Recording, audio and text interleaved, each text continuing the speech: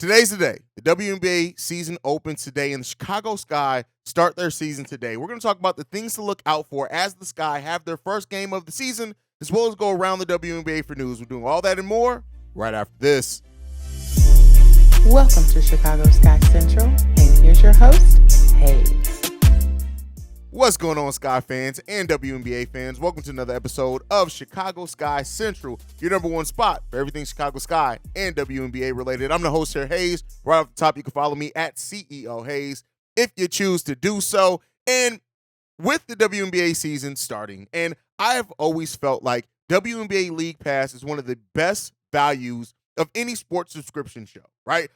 Channel or whatever you want to call it. Service is the word that I'm looking for. Of any sports subscription service, because if you are a true WNBA fan and you like to watch all the games, unless they're nationally televised, you're getting every single game with not really any blackouts or anything like that. And it's only $25 for the year, whereas you pay almost that a month for the NBA League Pass. WNBA League Pass, I think, is a great value. And even it's a low point of entry as well. If you're a, just starting out WNBA fan, but you want to be able to watch, you haven't really found your team, but you want to be able to pick and choose and watch and have access to almost all the great games, WNBA League Pass is a great thing. Now, with that being said, we have our League Pass rankings, and this one comes from Winsider. And so it ranks all 12 teams and how much of a watch, a must-see they are on League Pass. And the Seattle Storm come in at the bottom at number 12 on this list, with the Los Angeles Sparks at number 11, which I like the Sparks roster. It seems like that sentiment is not shared around the WNBA fandom, but hey, I like the Sparks roster. You have the Phoenix Mercury coming in at number 10. I'm surprised they're that low as well, considering the return of Brittany Griner, things like that. You have the Dallas Wings at number 9. They should be number 12. I'm not. I don't look forward to the Dallas Wings. I think that they can have a tough team, but I'm not really looking forward to many Wings games. At 8, the Connecticut Sun. And next up at number 7 is the Minnesota Lynx. Now, this is a roster that I am excited about when you look at Collier and Diamond Miller and just how that era is getting started there. Them being big contributors to that roster. I'm really excited about taking a look at the Minnesota Lynx and watching them on WNBA League Pass as well. And then we have the dreaded Indiana Fever. Now, you guys know I have my agenda to build a rivalry between the Chicago Sky and the Indiana Fever. It's probably not going to happen, but, that's just my own personal thing. And then we have the Chicago Sky surprisingly coming in at number 5. And, the reason why I say that this is surprising, the Chicago Sky Central, I'm a huge Sky fan, but the Sky haven't really gotten much favor in regards to, like, record predictions or anything like that, power rankings. But when you look at it, one of the reasons they named for the Sky being this high on the list is Kahleah Copper. And I completely agree with you on that. Kahleah Copper, Dana Evans, Marina Mabrey, they are some of the reasons why any WNBA fan and especially Sky fan needs to be watching this team, how they work out, how the growth of this team overall.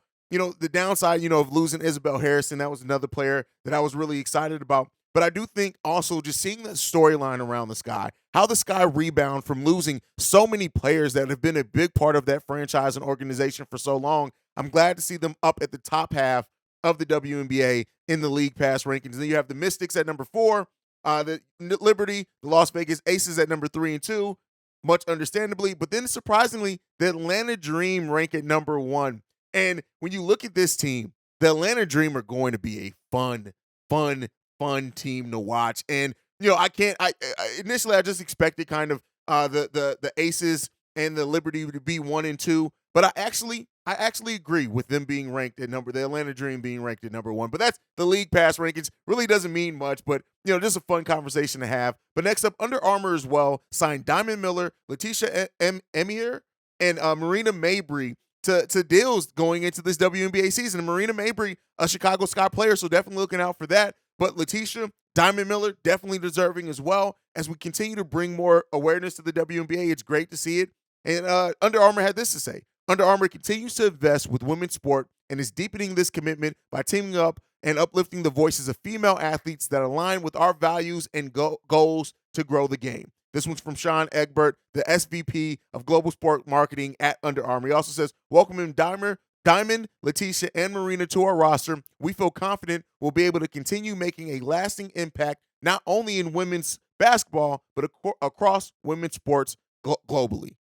great message there. Always love to see the women of the WNBA get the rightful notice that they deserve. So shout out to those women heading into the next WNBA season, getting a deal with Under Armour. Now, the last piece of WNBA news that we're going to talk about is the Los Angeles Sparks picked up Nia Colden as well, who Clouden, who was just waived by the Connecticut Suns, ends up getting picked up ends up getting picked up and claimed off waivers by the Sparks. Shout out to her. And, especially considering she was just a 12th overall pick in the 2022 draft.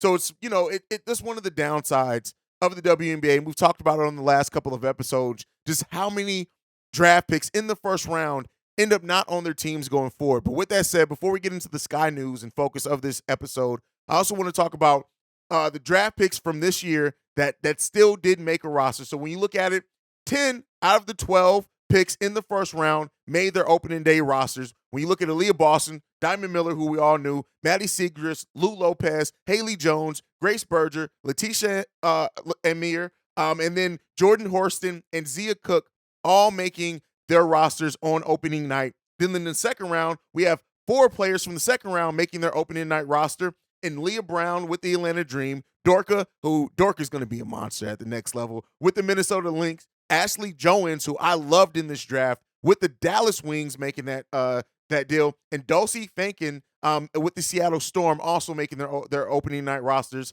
and then 2 third-round picks as well, with Victoria Saxton with the Indiana Fever and Katie making it with the Phoenix Mercury. Shout out to those ladies who made their opening night rosters, who showed enough and are able to come into a team and develop. Some of those names, you expected to absolutely make their rosters, but you never know in the WNBA how many of those picks are actually going to make their rosters. So shout out to those ladies. Congratulations to you guys for being able to make your WNBA rosters on opening night, and hopefully it's a fruitful WNBA season for everyone. But enough of news from around the WNBA. Let's go ahead and get into the Chicago Sky specifics of it. So we ourselves made a last-minute acquisition for the Chicago Sky roster, and we claimed off waivers Sika Koné. And so we claimed her off waivers. This is a forward. She comes in. She could probably play forward and center, 6'4". She brings a nice skill set, and considering that we lost Isabel Harrison as well, formerly drafted by the New York Liberty in their draft in 2022. She was a third-round pick there, but she's coming in. We picked her up off waivers, so she's going to help add to that front line, a front line that was already pretty thin, and after losing Isabel Harrison to injury, we'll see how long she's going to be out. We needed as much help as we can get. James Wade said that he was monitoring the waiver wire to see if we can get any acquisitions. He's extremely excited about this signing, and so we'll end up seeing. We'll end up seeing what she ends up bringing to this team at a position of need, how she factors in the rotation. You kind of look at how that front line is going to work out. She may have some difficulty cracking ahead of some players there, but considering that we need that help on the front line, she's going to have every opportunity. But let's go ahead and get into the last topic for today, and that is the Chicago Sky played tonight in a game that I'm excited. I don't know about you guys. Like I said, I don't like to judge everyone else's WNBA fandom, but I am a huge WNBA fan, and this is like opening night with anything else to me. It goes down. We're opening our season in Minnesota against the Lynx tonight, and some of the biggest questions around this roster as we head into our first game is still figuring out the balance, right? Marina Mabrey, who was not available for any preseason games because of her coming back, needing that rest. They wanted to give her time for that. She has her role cut out for her. But how does Marina Mabrey fit in with Courtney Williams, with Kalia Copper, and how dangerous they're going to be as the 1, 2, and 3 on this roster is going to be important as well. Elizabeth Williams, is she going to be available as well? And then how that 4, who gets the starting 4 job? Is it Elena Smith, right? Is it Birch, who showed some great things on the Chicago Sky roster in the preseason as well? Robin Parks has made her name felt for being in the rotation as well. Seems like Lee Yaroo is not going to be available either. But how Marina Mabrey changes this team specifically on offense. While the Chicago Sky went 2-1 over their preseason, it seemed at times that we did need a little extra oomph, whether it's facilitating, whether we're scoring, especially out on the perimeter. We need some more three-point shooting. Marina Mabrey can come in and bring a lot of those skills initially. So seeing how she works into this roster, how she may change her offensive shot profile, considering that we need it, is going to be one of the biggest things that I'm looking out for as well. Also, the growth of Kahleah Copper. Kahleah Copper is the de facto number one on this roster. And her being willing to, step up in big moments, which she's always done over her career, being one of the best WNBA players to watch, one of the most exciting players to watch in the W, but as well as Kahleah Copper just stepping up, and how does she operate in that number one role, right? The de facto number one. When does she defer, right? How does she play off these other players that almost every new acquisition we brought into this roster talked about how excited they were to play with Kahleah Copper? How does that work out? Our front line, the offense overall, we are probably not going to be as efficient as an offense as what we were last season, at least not initially. If we do, shout out to the Sky for getting rocking and rolling. But how do they go through finding their ebbs and flows as an offense, as a new team coming together? It's going to be one of the best stories to watch as well as we go forward through this first week and two of the season, as these ladies fill each other out, right? The balance of that roster. Who steps up and is the ultimate role player, right? Dana Evans, Rebecca Gardner, Elena Smith, Birch, right? Robin Parks. How do those players, whichever ones are on the bench, how do they come in and help support the starters as well? Because they all have clear and defined roles for the Chicago Sky as well coming into the season. And Coach James Wade. How does James Wade coach this team? A team that it seems like James Wade likes having underdogs. He likes having teams that have to punch above their weight to make other teams take notice. And we're going to be a team that has to do that a lot this season. We're not predicted to have a lot of wins. We're not predicted to be one of the top teams in the WNBA. But how this team comes together, specifically under their coach and GM that put this team together. And I think that puts a little bit more onus on James Wade, in my opinion, as well, just because he put this team together. This is the balance that he wanted to have, right? Yes, Isabel Harrison is down, not going to be available, and we know that ideally, she would have been on this roster, but she's not. But still, overall, seeing how James Wade gets the most out of these ladies going into this first season together is going to be one of the most fun things to watch as well. But the growth of Dana Evans. I know I talk a lot about Dana Evans on this channel because I firmly believe in her potential to be a high-level guard in this league. The keys are not the keys of the total team, but Dana Evans is going to have a defined cutout role for her from the start of this season. How does she respond in that time, in those minutes? And then outside of that as well, looking at the other players, Robin Park, Sika Koné on this team, who's now here, Christine Angwe, Morgan Birch, right? All these players who don't necessarily come in with the most cachet, right? None of them come in even with the hype of an Ema Mieseman. But how do they grow and develop on this team over the course of the season to make people take notice? And then the downside of it as well, how do we overcome the injury to Isabel Harrison, right? How are we going to overcome that injury? We know that we haven't played any regular season games with her, but we understood what her role was going to be: to attack the rim, to facilitate, to get rebounds, to do some rim protection. Not having a player like that who also brings in a nice versatile offensive skill set as well, not having that on this team and how this team overcomes that is going to be interesting to watch as well.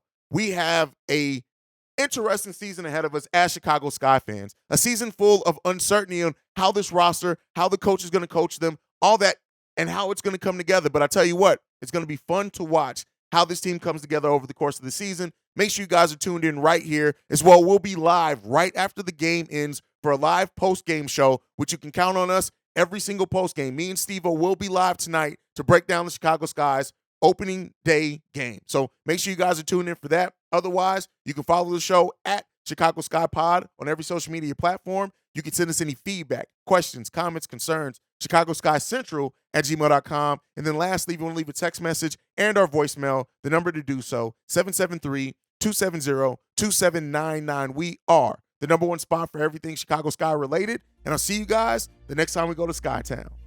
Peace, y'all. This has been a presentation of the Break Media.